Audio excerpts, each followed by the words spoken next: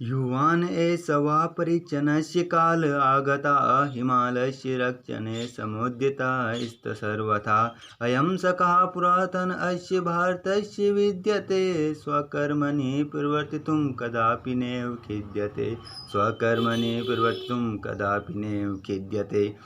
नमस्कार साथियों, आज हम अध्ययन करेंगे आवाहनम पाठ का। पाठ है हमारा 10वां पाठः। पाठ का नाम है आवाहनम, जिसका अर्थ होता है बुलाना या ललकारना। इस पाठ को हम पढ़ेंगे। तो जितने भी स्टूडेंट क्लास 10th में हैं, यदि आपने अपनी बुक को नहीं निकाला है तो आप बुक को ओपन कर लें। आज इस पाठ को हम पढ़ने वाले हैं। साथ ही मैं आपको बता देता हूँ, इस पाठ को लिखने वाले हैं श्री दयाशंकर वाजपेयी महाभाग। इन्होंने इस पाठ को लिखा है। जब भारत और चीन देश के बीच में युद्ध हुआ था, ये प्रत्यक्ष सैनिकों के बीच में गए थे और इन्होंने वहाँ पर जो देखा है उनको देखकर ये रचना इन्होंने लिखी है। तो इस में जानेंगे हम कि इन्होंने क्या क्या इन्होंने बताया है। पहले हम प्रस्तावना पढ़ेंगे, उसके बाद में हम इनकी कविता को पढ़ने वाले हैं। पुरातन कालादेव भारतवर्षम ज्ञान विज्ञानम धन धान्य शौर्य पराक्रम आदि रूपेण सर्वथा समृद्धम वर्तते। प्राचीन काल से ही भारतवर्ष ज्ञान विज्ञान धन धान्य शौर्य पराक्रम आदि रूप से हमेशा ही समृद्ध है, किंतु काल क्रमेण अत्रत्य जना संप्रति स्व अस्मिता बोधेन रहिता दृश्यन्ते। किंतु कुछ समय बाद ही यहाँ के लोग संप्रति स्व अस्मिता बोधेन रहिता दृश्यन्ते, अपने आत्मगौरव अपने गर्व से रहित दिखाई देने लगे। यदा सर्वत्र दुराचार अशिष्ट आचरण परायणता विद्यते, और यहाँ पर सभी जगहों पर दुराचार अशिष्ट आचरण दिखाई देने लगा या विद्यमान होने लगा। तदा शील चरित्र संपन्ना नारीणाम संपन्ना कथम संरक्षितो भवेत्। तब ऐसी स्थिति में शील चरित्र संपन्न से युक्त नारियों की, स्त्रियों की सम्मान की रक्षा कैसे हो। भ्रष्टाचारस्य स्थाने शिष्टाचारस्य संस्थापनः मातृभूमे गौरवः कथम भवेत् इति कृत्वा महाकवि गीते अस्मिन् युवजनान् आह्वयति। भ्रष्टाचार के स्थान पर शिष्टाचार की स्थापना और मातृभूमि के गौरव की स्थापना कैसे हो, इसलिए महाकवि ने इस गीत के द्वारा युवाओं को बुलाया है, उनका आह्वान किया है।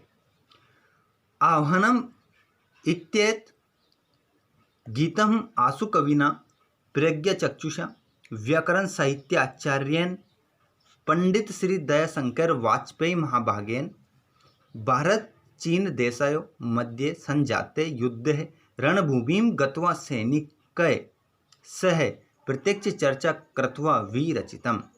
आह्वान इस गीत के माध्यम से आसु कविना, आसु कवि का अर्थ होता है तत्काल लिखने वाले, तत्काल लिखने वाले, प्रज्ञा चक्षुषा जो नेत्रहीन है, व्याकरण साहित्य आचार्य व्याकरण साहित्य के जो आचार्य है पंडित श्री दयाशंकर वाजपेयी महाभाग ने भारत चीन देश के बीच जो युद्ध हुआ था रणभूमि में, जहाँ पर युद्ध हुआ था वहाँ पर रणभूमि में जाकर सैनिकों के साथ प्रत्यक्ष आमने सामने चर्चा करके इस रचना को उन्होंने लिखा है, इन गीतों को उन्होंने लिखा है। उनको हम पढ़ेंगे। आगे आएंगे हमारे अब गीत। साथ ही मैं आपको बता देता हूं, यदि आप हमारे चैनल पर नए हैं तो चैनल को सब्सक्राइब जरूर करें। आज का वीडियो आपको कैसा लगा कमेंट करके अवश्य बताना, और चैनल पर नए हैं तो चैनल को सब्सक्राइब कर लें, और अपने सभी दोस्तों को आप शेयर भी कर सकते हैं। जिन बच्चों के लिए ये महत्वपूर्ण हो सकता है उसके लिए आप शेयर भी कर सकते हैं। चलिए अब देखेंगे हम। युवान् एषवा परिचनस्य काल आगता हिमालयस्य रक्षणे समुद्यता सर्वतः अयं सकः पुरातनस्य भारतस्य विद्यते स्वकर्मणि परिवर्तितुं कदापि नैव खिद्यते स्वकर्मणि परिवर्तितुं कदापि नैव खिद्यते। युवान ऐसा वह परीक्षणस्य काल आगता। हे युवाओं, हे युवकों, आपका परीक्षण का समय आ गया है। हिमालयस्य रक्षणे समुद्यता स्था सर्वथा, और हिमालय की रक्षा करने के लिए चारों ओर से तैयार हो। अयम सखा पुरातन अस्य भारतस्य विद्यते, ये हमारा प्राचीन समय से सखा रहा है। स्वकर्मणि परिवर्तितुं कदापि नैव खिद्यते, और ये अपने कर्म में परिवर्तित होने के लिए कभी भी दुखी नहीं होता है। हे युवकों, तुम्हारे परीक्षण का समय आ गया है। हिमालय की रक्षा करने के लिए चारों ओर से तैयार हो। ये हमारे प्राचीन समय से हमारा मित्र रहा है, हमारा सखा रहा है। ये अपने कर्म में परिवर्तित होने के लिए कभी भी दुखी नहीं होता है। ये हमारा एक हो गया यहाँ से। अब हम बढ़ते हैं आगे। दूसरा देखेंगे हम।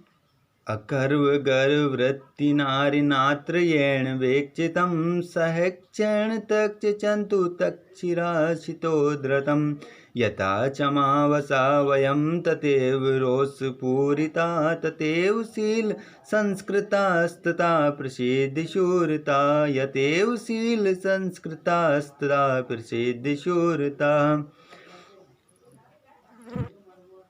बड़े घमंडी आचरण वाले शत्रु के द्वारा देखा गया सहक्षणेन तक्षणन्तु तक्षिराचितोद्रतम, साथ ही उसके सिर को पृथ्वी पर गिरा दिया गया।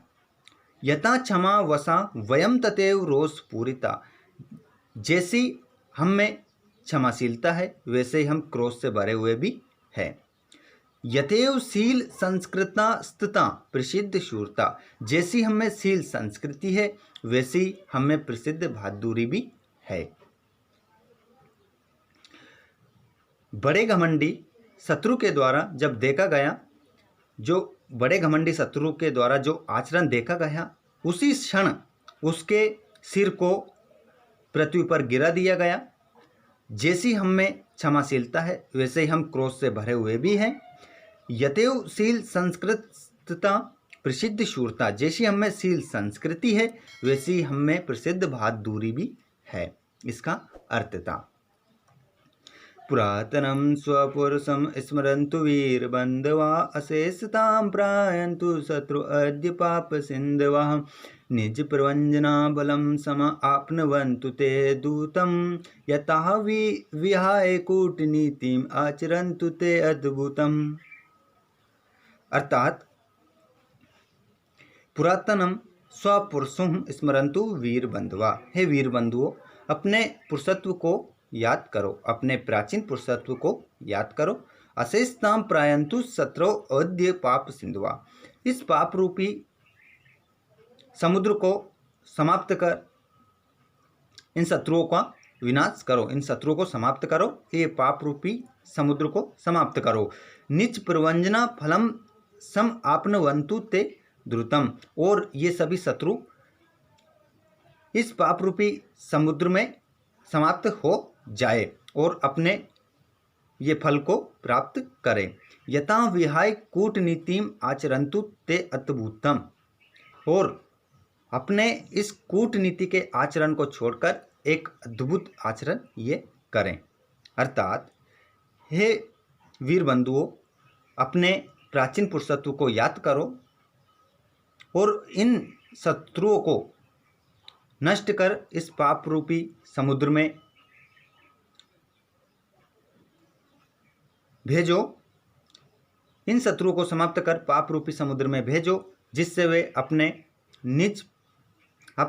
प्रवंजना फल को प्राप्त हो। यथा विहाय कूटनीतिम आचरन्तु ते अद्भुतम, और वे इस कूटनीति के आचरण को छोड़कर एक अद्भुत आचरण करें। कृषि बले समेदिता भवन्तु धान वृदया श्रमेण सन्तु साधितास्तु विरसा हृदया स्मरन्तु पूर्वपुरुषैर्जगत्सु यत् यश ऊर्जितं समस्त दिक्चु विस्तृतं तद् अद्य यावत् ऊर्जितं समस्त दिक्चु विस्तृतं तद् अद्य यावत् ऊर्जितम्।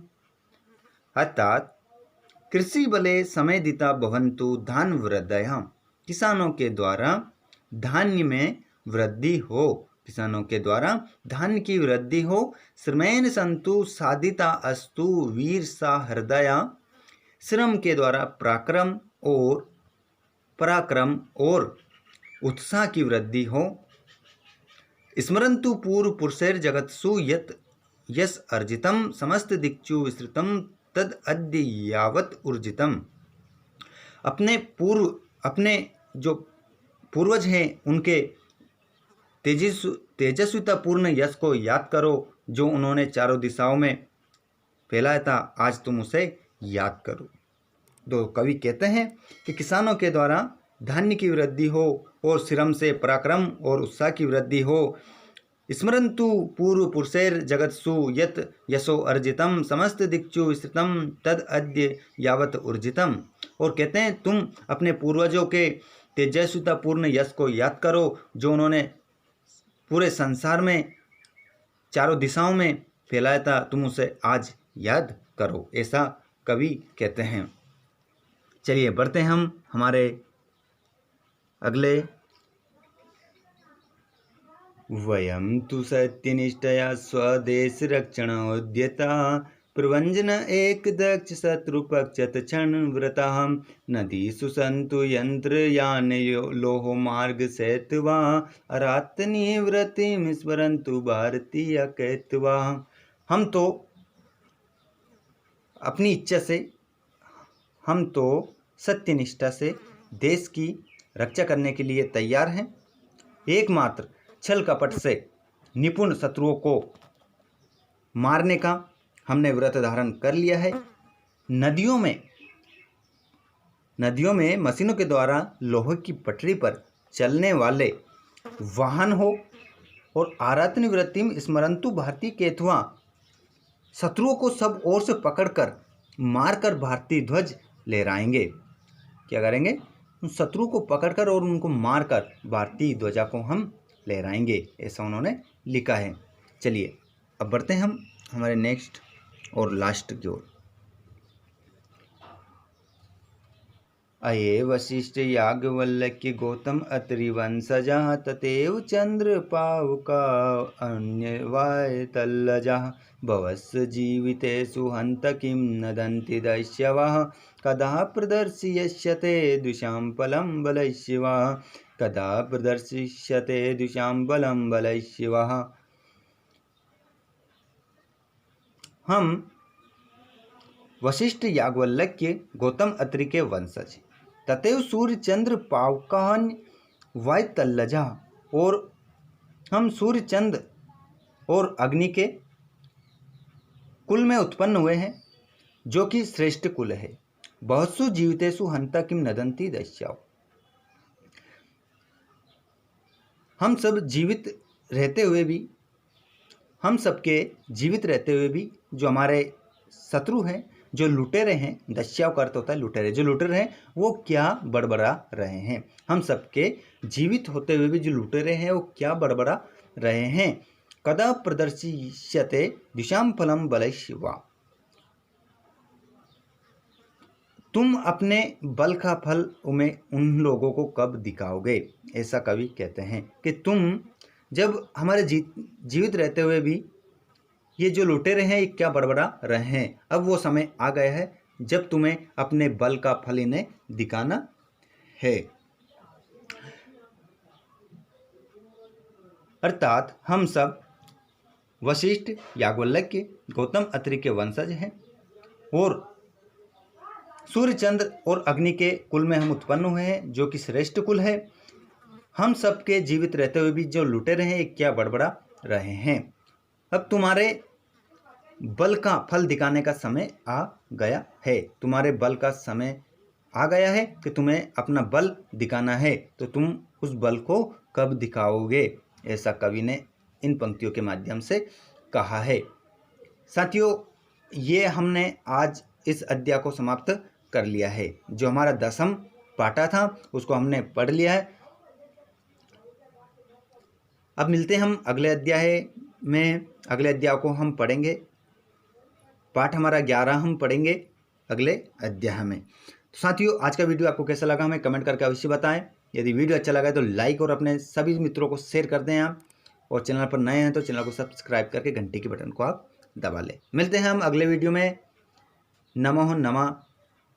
जय हिंद, जय भारत।